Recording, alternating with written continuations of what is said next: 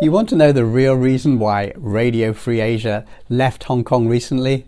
It's not just that RFA is a CIA-founded propaganda unit that rather crudely demonizes the Chinese. I mean, that's a pretty nasty thing to do, but it's not illegal. It's not just that it had to leave Hong Kong because Hong Kong passed a US-style law that makes sedition illegal, as it is in pretty much every other place. The US is above the law, as we've seen repeatedly, right? There's something else. RFA quietly set up a unit called OTF, which was doing something rather interesting. Now, OTF, which stands for Open Technology Fund, ran secure internet nodes in 6 places around the world, including one in Hong Kong. The other nodes were in Washington, D.C., Turkey, Cambodia, South Korea, and Amsterdam. Known as New Node, this was a high-tech service designed to make it difficult for law enforcement to track Hong Kong's pro-American activists. During the lengthy and violent insurrection of 2019, OTF provided several tech tools to the anti-government activists in Hong Kong. Now, we know this because it created a report for supporters in Washington, D.C. saying this. It said, OTF quickly deployed anti-censorship and secure communications tools to over 100,000 citizens, supported the integration of OTF incubated New Node into the popular Telegram app to improve the security and resilience of communications.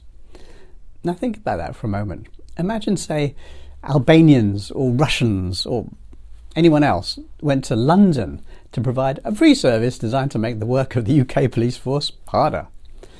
There would be outrage, of course. But because we're talking about a Chinese community, the story is turned upside down. For RFA, preventing justice, that's a good thing. But by making it hard for Hong Kong police to penetrate Telegram, the OTF was enabling hostile and violent groups to harm ordinary Hong Kong people. Now, does that matter? Well, you know, it really did. The city's residents were in serious danger at the time, as people used Telegram to share information about making chemical weapons, such as chlorine gas bombs and IEDs, or improvised explosive devices. Now, police uncovered several bomb factories, including one with enough explosives to bring down a building. But Hong Kong police did manage to penetrate some Telegram groups, and some individuals were tracked down. One Telegram user, an insurance agent called Siu Jiang Lung, pleaded guilty to multiple offences, including sharing of recipes to make chlorine gas. In court, he admitted offences including incitement of arson, inciting others to riot, and taking actions to cause grievous bodily harm and administer poison or other destructive or noxious substances. And he wasn't the only one. There are more like that in the files. Now, in November of 2019, as the violence in Hong Kong was spinning out of control, OTF was spun off from Radio Free Asia to become a corporation financed directly by a grant from the US Agency for Global Media, or USAGM, which manages worldwide US propaganda units. Now, money was moving around in secret. OTF had a secret budget of $2 million for anti-government people in Hong Kong, paid in several tranches, but a dispute in Washington, D.C. saw the payments interrupted, and the news leaked, with details published in Time magazine. Now, here's an odd thing. If you look up OTF on the internet, you'll read that it is an independent body which promotes internet freedom. Sounds like a good thing, right? Internet freedom? It's got to be good, right?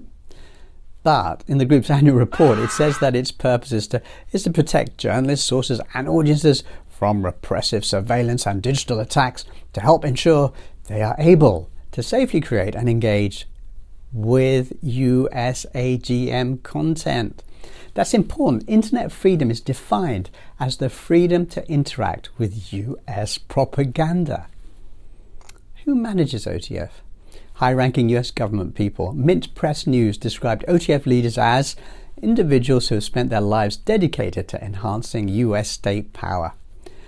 In short, it's just another project to retain US world dominance against a wider world that, unfortunately for America, would like a more democratic sharing of power.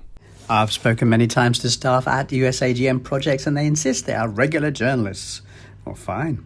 Let's look at some of their work. They often accuse China of banning things, and in this headline, China bans major crimes and disasters and protests. Now, protests I get, but how do you ban major crimes? Were major crimes okay before this? And how do you ban disasters? It's like they're visualizing Chinese leaders telling the weather gods, earthquakes no longer allowed. In this one, RFA harshly attacked China for saying that there were US biolabs handling dangerous pathogens in Ukraine. What happened? Well, the Pentagon eventually admitted that actually there were US biolabs handling dangerous pathogens in Ukraine. There were 46 such labs. Did RFA apologize? Of course not. This 2017 report quoted one person vaguely talking about hundreds or maybe a couple of thousand Uyghurs being kept in retraining camps. But that number mysteriously grew. Here's RFA sharing what it calls an iconic photo in a report about 1.5 million Uyghurs locked up in concentration camps simply for being Muslim. In fact, this is a picture of people gathering at a drug recovery centre to listen to a Muslim religious speaker. This is a funny one. It says China is growing its overseas influence tactics. Oh, the irony. This is being reported by RFA, which is literally an operation to grow America's overseas influence tactics. You've got to laugh. Analysts say the fleeing of Radio Free Asia doesn't mean that Hong Kong is free of US agents with malevolent intentions.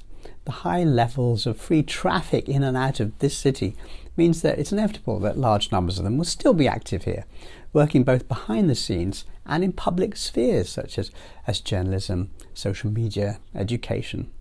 The fight to free Hong Kong is still running. One day we'll find. Peace.